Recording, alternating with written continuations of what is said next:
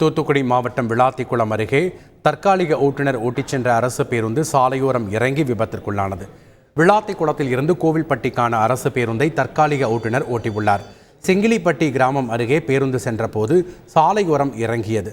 இந்த விபத்தில் 20க்கும் மேற்பட்ட பள்ளி மாணவர்கள் லேசான காயமடைந்தனர். கன்னியாகுமரி மாவட்டம் சுசீந்திரத்தில் தற்காலிக ஓட்டுநர் ஓட்டி வந்த அரசு பேருந்து பாலத்தின் தடுப்புச் சுவற்றில் மோதி விபத்திற்குள்ளானது. 50 பயணிகளுடன் நாகர்கோவிலிருந்து கன்னியாகுமரி நோக்கி தற்காலிக ஓட்டுநர் அரசு பேருந்தை ஓட்டியுள்ளார். சுசீந்திரம் பழையாற்று பாலத்தில் திரும்பும் போது தடுப்புச் சுவரில் மோதி பேருந்து விபத்திற்குள்ளானது. அதிர்ஷ்டவசமாக இந்த விபத்தில் பயணிகள் உயிர் தப்பினர். விழுப்புரம் மாவட்டம் செஞ்சியில் தற்காலிக பேருந்து ஓட்டுநர் இயக்கிய அரசு பேருந்து விபத்தில் சிக்கியது.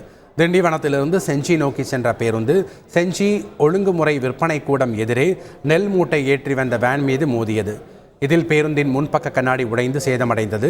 பேருந்தில் பயணம் செய்த 6 பேர் காயமின்றி தப்பினர். தீவனூர் பகுதியைச் சேர்ந்த தற்காலிக ஓட்டுநர் இருதயராஜ் பேருந்தை இயக்கியது தெரியவந்தது.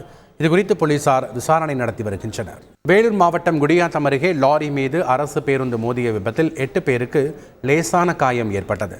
பேரணாம்பட்டிலிருந்து வேலூர் நோக்கி சென்ற அந்த பேருந்து குடியாத்தம் அருகே வந்தபோது முன்னால் சென்ற லாரி மீது மோதி விபத்திற்குள்ளானது.